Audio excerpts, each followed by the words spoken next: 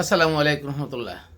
আজকে একটি general concept নিয়ে আলাপ করব এবং আমি দীর্ঘমেয়াদী একটি পরিকল্পনা নিয়ে আলাপ করতে চাচ্ছি, যাতে করে আমরা একদিকে বেকার সমস্যা দূর করতে পারি, অন্যদিকে মানুষ কোরআন থেকে শিক্ষা লাভ করে সুস্থভাবে বা জীবন যাপন করতে পারে। মানুষ তার পরিবারকে পরিশুদ্ধ করবে, সমাজ পরিশুদ্ধ হবে, রাষ্ট্র পরিশুদ্ধ হবে। এইরকম দীর্ঘমেয়াদী কিছু তথ্য নিয়ে হয়তো একটা পর্বে না হলে কয়েকটি পর্বে আমরা আলাপ করব। আজকের পর্বটাকে এই হিসাবে ধারণ করছি। আমরা দেখি, যখন আমরা কোনো ব্যক্তিকে বলি আপনি কি জীবনে একবার বাংলা তর্জমা করে কোরআন পড়েছেন, অধিকাংশ বলেন না, তা তো পড়া হয়নি। আমরা মুখস্থ দু একটা সূরাটার পরে এগুলোর নামাজ আদায় করি বা সালাত আদায় করি, এভাবে চলতে থাকি। আমি পরিপূর্ণ পড়িনি, অধিকাংশ মানুষ তাই। এবং দুনিয়াতে দেখা যায় যত ধর্ম বা অন্য বর্ণ অথবা মতামতের লোক আছে, অধিকাংশ ধর্ম বা বর্ণের মতামতের মানুষ তার নিজ নিজ ধর্ম বা বর্ণের উপরে শ্রদ্ধাশীল না এবং সেই গ্রন্থটি কখনো পড়েনি। অথচ কোরআন সারা বিশ্বের সকল মানুষের জন্য ফরজ করে দিয়েছেন, যে যে মতের থাকুক না কেন, জন্মের আগের থেকে আর কোনো ধর্ম থাকে না, জন্মের পরে থেকেই ধর্মটা শুরু হয়ে যায়। এবং তাহলে ধর্ম শুরু হয় মানে হলো বাপদাদার ধর্ম শুরু করেন, সবাই ধর্ম বাপদাদার ধর্ম।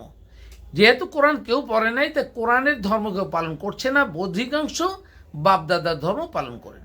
আর তাদেরকে যদি একটা পর্যায়ে বলা হয় যে ভাই এখন শুরু করেন, হয়তো কেউ শুরু করে, কিন্তু বেশিরভাগ ক্ষেত্রে দেখা যায় শুরু করার পরে একটা জায়গায় আটকে যায়। সেটা হলো আর ইনকাম নেই, ইনকাম কম, খরচা বেশি, এক্সপেন্ডিচার বেশি, বিধায় সকাল 8টা থেকে শুরু করে রাত 8টা, 9টা, 10টা, 11টা, 12টা পর্যন্ত অনেকে কর্মব্যস্ত থেকে তার ফ্যামিলিকে যোগান দেয়। অথবা তারপরে কেউ অর্ধাহারে অনাহারে থেকে ছেলে মেয়ে ঠিকমতো লেখাপড়া করাতে পারে না, তাদেরকে মানুষ করতে পারে না। ফ্যামিলির একটা ন্যূনতম মৌলিক যে প্রয়োজন, ফান্ডামেন্টাল নিডস, ওইটাও তারা ফুলফিল করতে পারে না। সুতরাং আজকে এই সূত্র থেকে আমরা আজকে যাত্রা শুরু করব এবং সেখানে আমরা যেটা নিডস দেখছি, মূল নিডস, মানুষের একটা বাহন দরকার, সস্তায় একটা বাহন। কারণ আস্তে আস্তে মানুষ দেখা যায় যে একটা জায়গা থেকে 1 কিলোমিটার দূরত্বের একটা জায়গায় যদি কেউ যায়, সেক্ষেত্রেও তাকে একটা রিক্সায় 30 টাকা 40 টাকা ভাড়া দিয়ে যেতে হয়। অথচ এটা প্রতিনিয়ত লাগছে।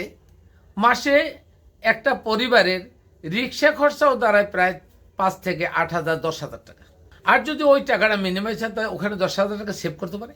আবার একটা লোক যদি মাসে 5-6 ঘন্টা 7 ঘন্টা একটা লোক সে কাজ করে কোনো না কোনোভাবে 70,000 80,000 90,000 1 লাখ টাকা কামাইতে পারে বা ইনকাম করে, সহি সালামতে রাত্রে বা সন্ধ্যার সময় এসে নীরবে নিস্তব্ধে মানসিক শান্তি নিয়ে ফ্যামিলির সাথে চলবে, ফ্যামিলির সাথে থাকবে।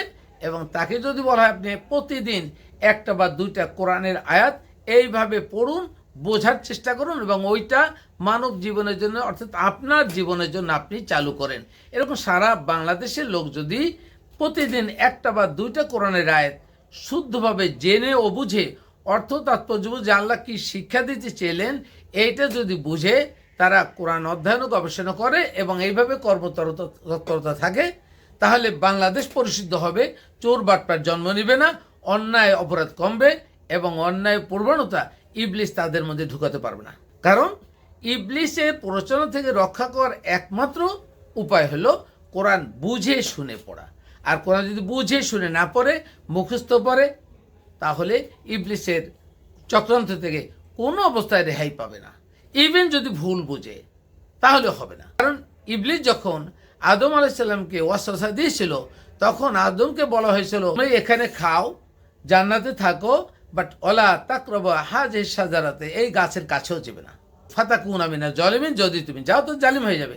অথচ ইবলিস তাকে ভুল বুঝিয়ে প্রতারণা করে কি করলেন, তাকে জালিম বানিয়ে ছাড়লেন, অর্থাৎ ওই গাছের কাছে নিয়ে ছাড়লেন। আর যদি আমরা আকলকে পরিশুদ্ধ করতে পারি পরিপূর্ণ কোরআনের জ্ঞানের আলোকে, তাহলে আমরা পথভ্রষ্ট হব না। সুতরাং যারা যেখানে আছে, এই প্রক্রিয়া চালু করতে হলে তার লাগবে কি, ফ্যামিলি নিডস। প্রথমে ফ্যামিলি নিডস, তারপরে হবে তার কোরআন গবেষণা, কোরআন নিয়ে সময় দেবে। 1 ঘন্টা ছেলে 1 ঘন্টা জুমে অন্তত সময় দেবে, অফলাইনে হবে অনলাইনে হবে, সময় দেবে, তারা সবাইকে কোরআন পড়বে, কিন্তু আগে দরকার তার ফ্যামিলিস।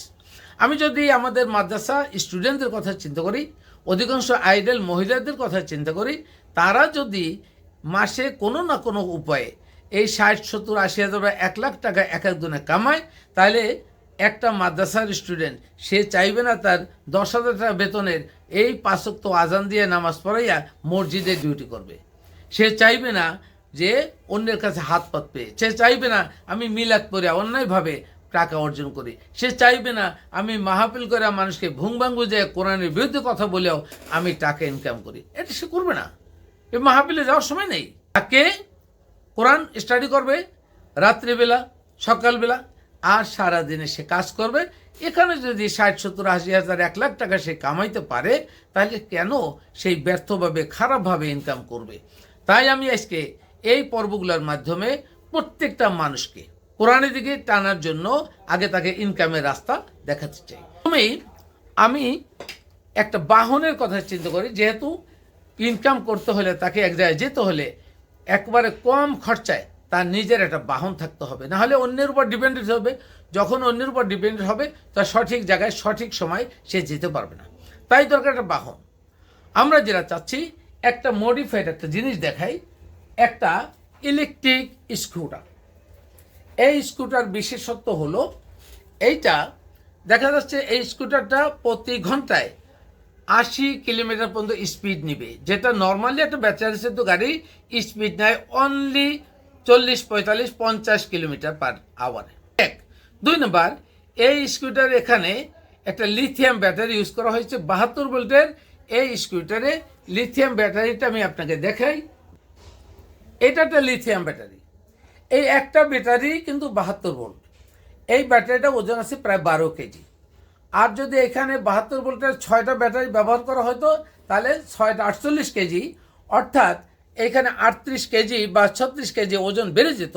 তখন একটা মেয়ে বা সাধারণ একটা ছেলে ওই হুন্ডাটা বা স্কুটিটা হ্যান্ডেল করতে কষ্ট হতো। অথচ এখন যারা করতে পারতেছে, এইটা একটা মেয়ে সহজে হ্যান্ডেল করতে পারে, মাত্র 70 কেজি ওজন। তৃতীয়ত সুবিধা হলো, এই বাহনটায় একবার যখন চার্জ দিবে, সে একবারে একটা চার্জে 140 থেকে 150 কিলো পর্যন্ত যেতে পারবে। আমরা এটা মডিফাই করতেছি, এবং এই 150 কিলো পর্যন্ত চললে একবার চার্জ দিতে হতো 10 টাকা 12 টাকা ম্যাক্সিমাম খরচা হবে।